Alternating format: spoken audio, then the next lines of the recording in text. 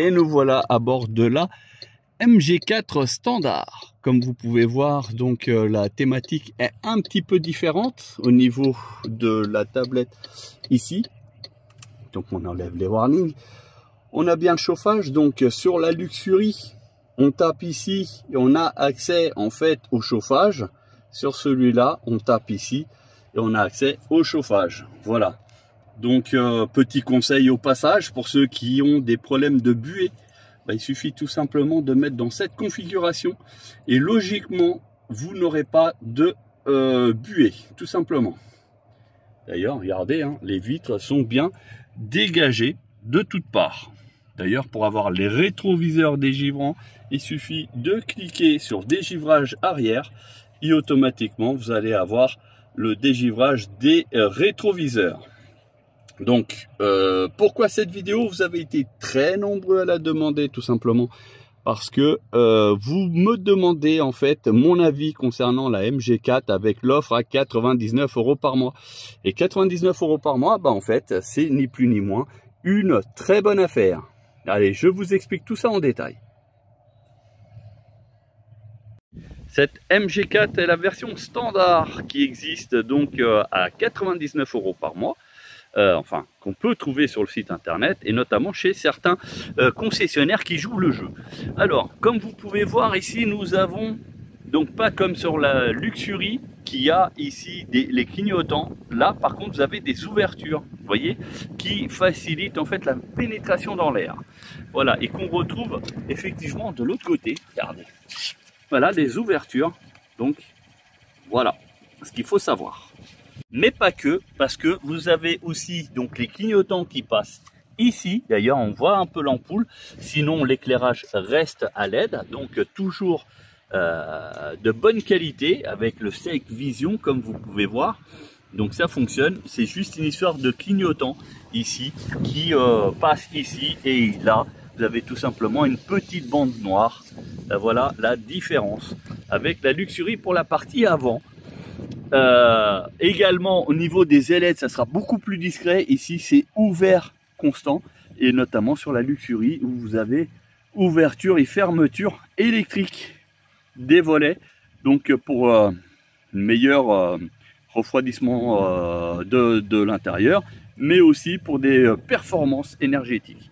Voilà, donc bien sûr, ici nous sommes sur une configuration qui n'a pas de pompe à chaleur. C'est une simple résistance, mais qui est efficace et d'ailleurs ne présente aucun problème de fonctionnement, contrairement aux premières versions de la Luxury qui, elle, avait un décalage d'environ 5 degrés. Pour la partie arrière, c'est très simple. Vous voyez vous-même la différence avec la Luxury, c'est-à-dire qu'il n'y a plus le double spoiler à l'arrière. Et ici, le bandeau de continuité est remplacé par ce petit mini béquet qui du coup a un bel effet. Alors bien sûr, ce qui est dommage, c'est que cette partie-là n'aille pas dans la continuité, parce que là du coup on a une impression de voiture pas finie. Bon, ça c'est en termes esthétiques, hein, on l'aura compris, parce que là du coup la croix ou je sais pas quel symbole ça représente, du coup comme ça abandonné, ça fait un peu tâche, je dirais. C'est pour ça qu'il aurait été préférable de mettre donc la continuité du piano black. Voilà, sur le reste. Bon, ça c'est pour la partie esthétique, mais concernant la partie en fait utilitaire du véhicule, 99 € par mois, qu'est-ce que ça vaut? Je vous dis honnêtement, 99 € par mois, ça reste une très très bonne voiture.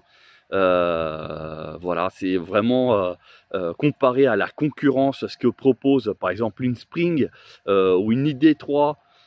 Oui, la ID.3 peut être une bonne voiture aussi. Je ne l'ai pas encore essayé, donc du coup, j'en dirai pas du mal. Mais comme ça, en fiche technique et esthétiquement, oui, elle peut être très sympa. On peut se poser des questions, justement, si ça vaut le coup d'investir sur une MG4. Donc, à 99 € par mois, je vous le dis, les risques sont vraiment très minimes. Et d'ailleurs, MG n'a pas attendu l'annonce du gouvernement, et ça c'est un très bon point pour eux, parce que du coup ils ont su répondre directement aux besoins des Français. et en ajustant justement le prix à 99 € par mois, et ça c'est très très bien. Vu par contre le hic, c'est que c'est pendant 2 ans et les primes gouvernementales sont valables tous les 3 ans. Donc ça veut dire que après le contrat, bah, qu'est-ce qui va se passer? Est-ce que vous allez pouvoir reprendre une autre voiture à 99 € par mois? Là c'est beaucoup moins sûr, mais il y aura certainement une bataille des constructeurs qui vont certainement trouver une parade. Voilà, donc pour ceux qui ne la connaissent pas, au niveau du coffre, que ce soit Luxury ou pas, ça ne change pas grand-chose. Donc ouverture mécanique, hein, c'est pas électrique, bien sûr. Le siège rabattable 1/3, 2/3. Ici, au niveau du coffre, donc il n'y a pas comme sur la Luxury, vous avez la possibilité de monter de 10 cm. Là, sur la Confort, c'est le plancher, il est directement au plus bas possible. Malheureusement, je sais qu'il y en a beaucoup qui veulent absolument une roue de secours, impossibilité de mettre une roue de secours parce que tout est complet. Par contre, le kit de gonflage est largement suffisant, vous n'avez pas besoin de le remplacer. Et puis pour ceux qui n'ont pas besoin du kit ici présent, sachez qu'il est démontable ici par une vis et une autre là-bas.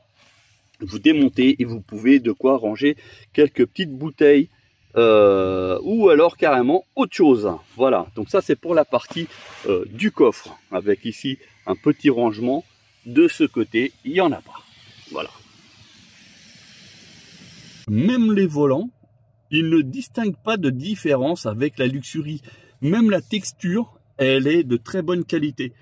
Et j'ai même pas peur de dire que la qualité du volant est même meilleure que celle de Tesla. Et oui, Tesla, voiture vendue plus cher, mais avec un plastique, un revêtement au volant qui est tellement médiocre qu'il y a plein de SAV sur le volant. Voilà, donc il y en a qui vont le dire dans le commentaire qu'effectivement ils ont déjà remplacé leur volant une fois. Il y en a même certains plusieurs fois. Voilà, bon. De ce que j'ai compris et que j'ai débattu avec certains possesseurs de Tesla, c'est pris en charge sous garantie, donc tout va bien. Mais ici, on a un volant donc avec un revêtement cuir végétarien. Voilà, c'est pas du cuir de peau de bête, hein, voilà, mais qui est de bonne qualité.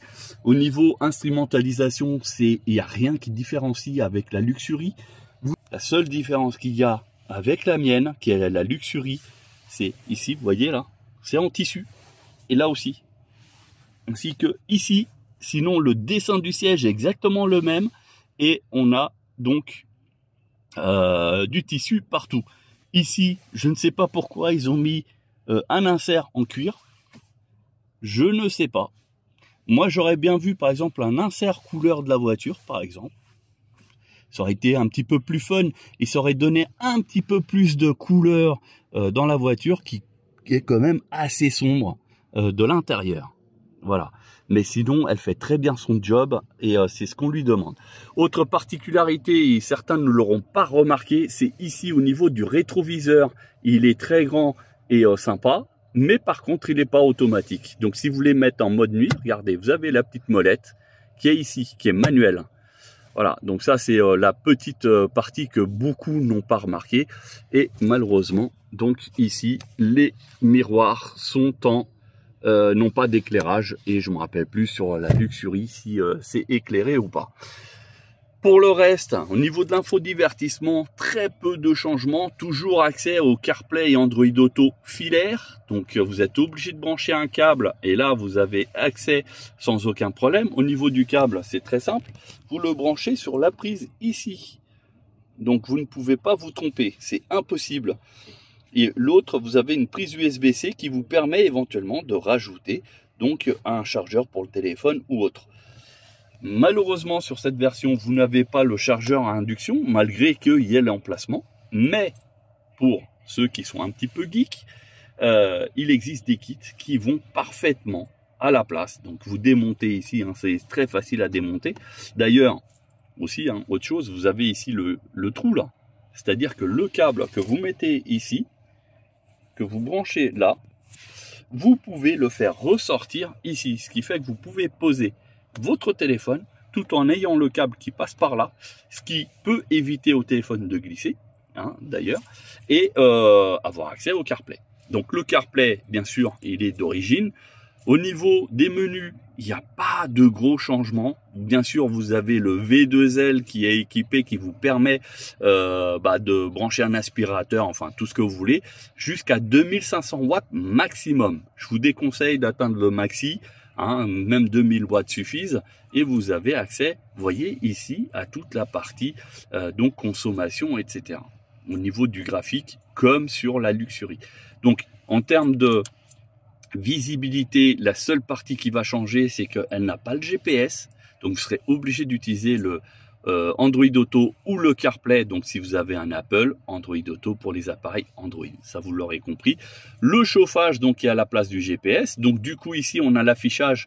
Mais sur la Luxury, quand on appuie, on a accès au chauffage. Là, il n'y est pas. Bien sûr, la radio avec le DAB. Donc, en même temps, j'en profite pour vous signaler que le DAB en France ne sert strictement à rien. C'est pas du tout au point. Il y a dans certains pays, c'est super développé et très bien. En France, c'est très compliqué. Malgré qu'on soit sur une version standard de année 2023, le problème de cette voiture, c'est que la réception FM est toujours de mauvaise qualité. Mais si vous passez par Android Auto avec une application radio, l'affaire est classée et on n'en parle plus. Au niveau de la batterie, elle est donnée pour, il me semble, 350 km, ce qui est très bien pour cette batterie, qui est une LFP, et en plus de ça, elle développe 177 chevaux. Alors, je vous le dis, c'est largement suffisant, et je dirais même, par un temps comme ça, dégueulasse, c'est même déjà de trop sur les pavés, parce que la voiture, elle aura tendance à glisser un peu. Je ne sais pas si vous arrivez à voir là les pavés, voilà. Et ben sur ce genre de pavé, si vous accélérez trop fort, la voiture elle est glissante. Voilà. Mais avec les aides à la conduite, donc antidérapage, ESP, etc., vous avez automatiquement un rattrapage du véhicule qui se fait. Mais parfois, certains, suivant les situations, ça peut mettre dans des positions un peu délicates. Mais je dirais au bout d'un certain temps d'utilisation du véhicule, on s'y adapte et franchement, on s'y fait. Perso, avec ma Luxury, j'ai jamais été vraiment en danger par pluie ou même route humide, grasse, etc. Donc bien sûr, vous aurez compris que cette voiture, elle a les aides à la conduite, donc adaptateur, régulateur adaptatif. Vous avez aussi le régulateur, le limiteur intelligent. Donc vous voyez ici, on clique et là on met manuel ou intelligent. Donc ça veut dire qu'à chaque fois qu'il va croiser un panneau, il va se limiter à la vitesse du panneau qu'il a vu, qu'il a détecté.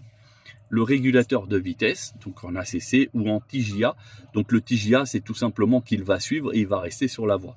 Le ACC, c'est juste en fait au niveau de la distance de sécurité. Donc il va aussi ralentir si jamais la voiture devant ralentit. Mais il n'y a pas le maintien dans la voie. Voilà. Donc vous avez toutes les autres aides à la conduite qui sont bien détaillées. Vous pouvez plus ou moins personnaliser. Il n'y a aucun problème à ça.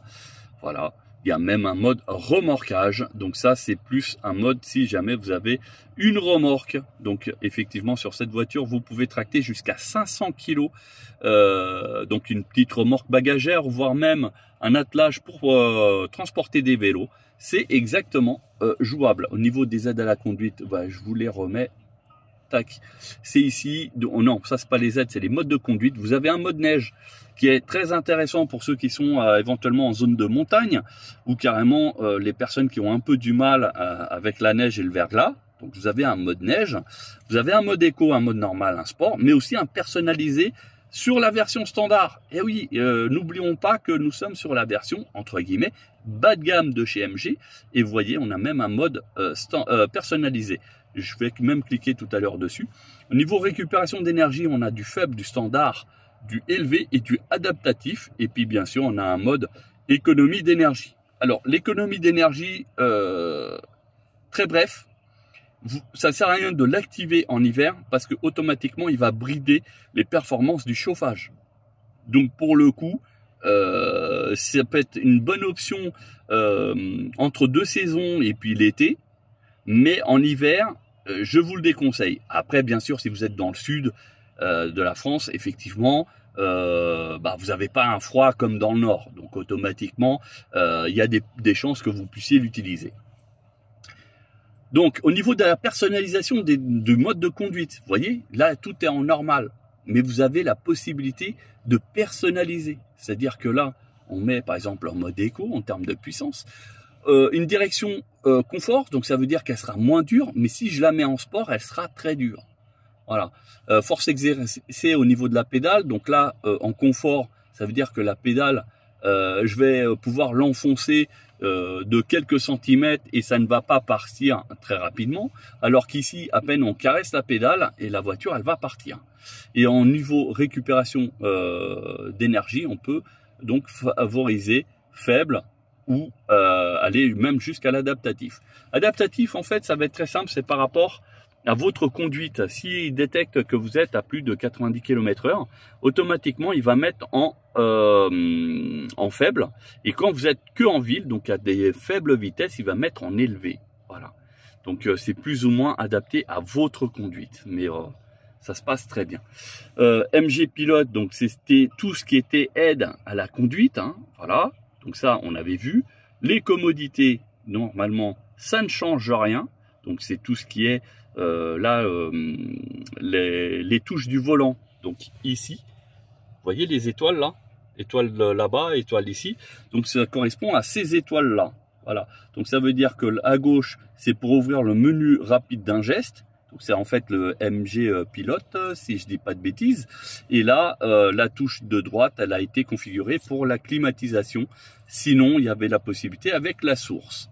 Voilà, donc après, il y a des verrouillages en utilisant la clé, etc. Enfin bref, l'éclairage, c'est pareil. Il y a le Follow Me, ce qu'on appelle le Follow Me.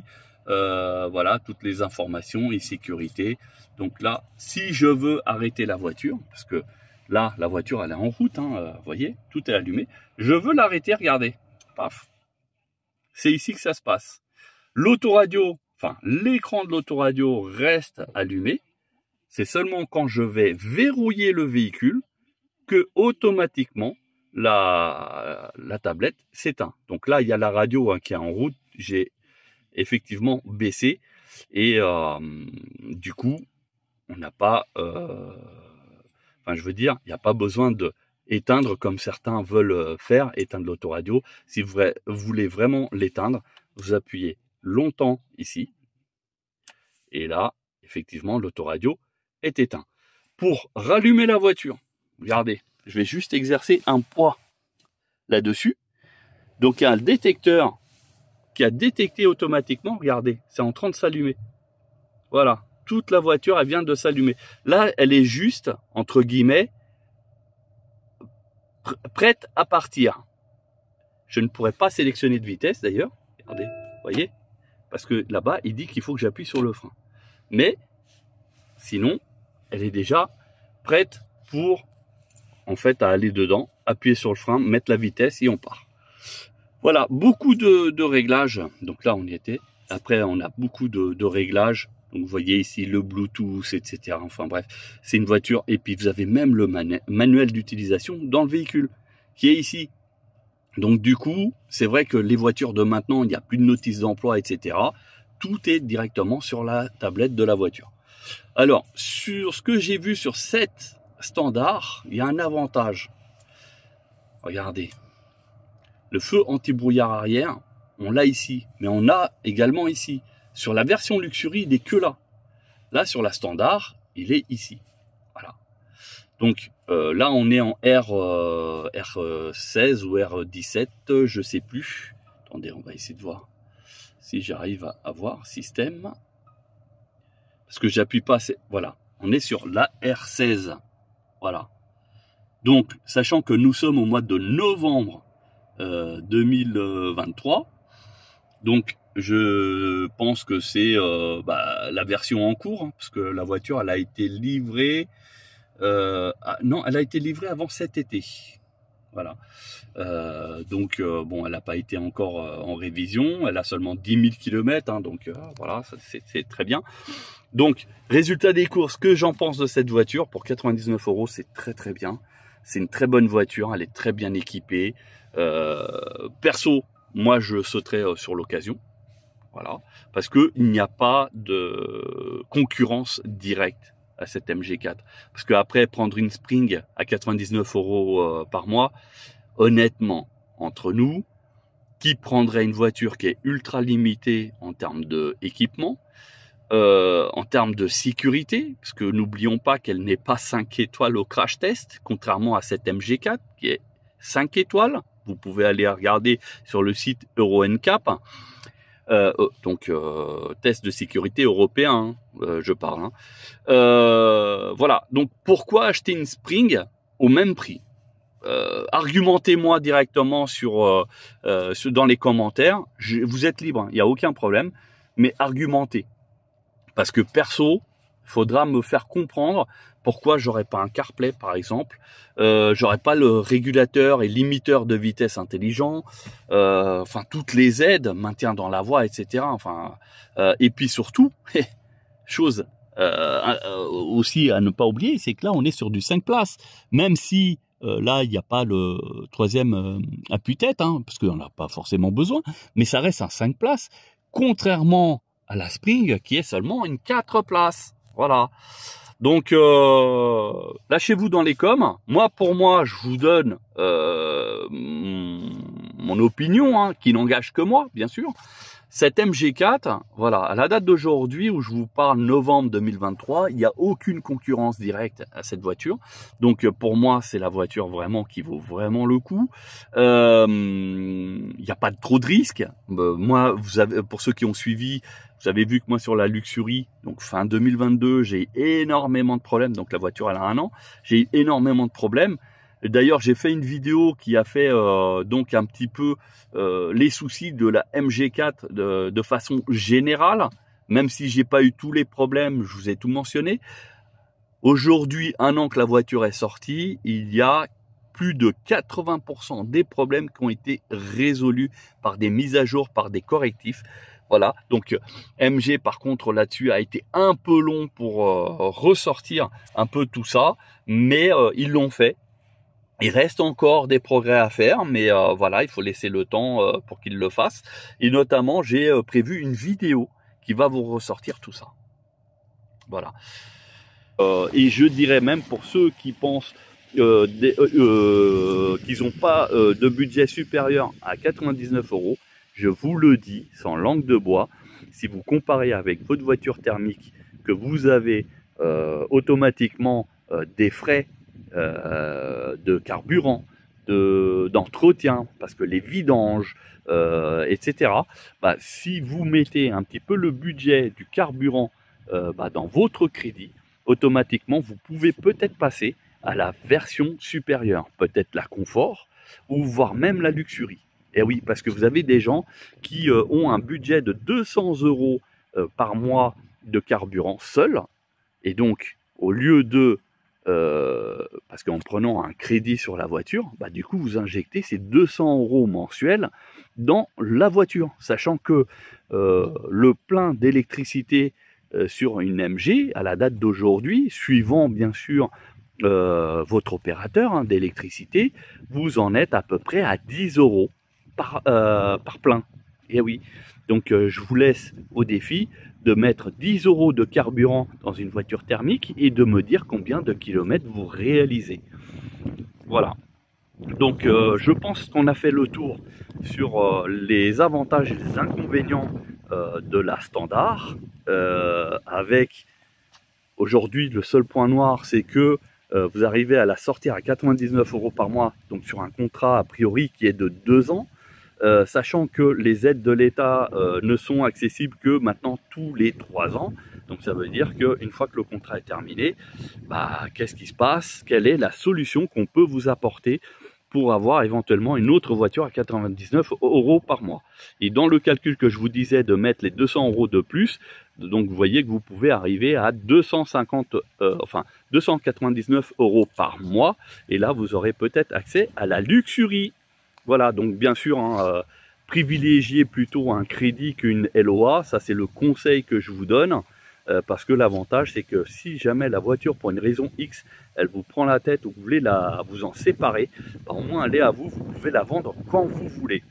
Voilà, contrairement à la LOA où des fois on va vous facturer des frais supplémentaires pour vous en séparer et voire même vous faire payer peut-être même plus cher des frais de dossier, etc.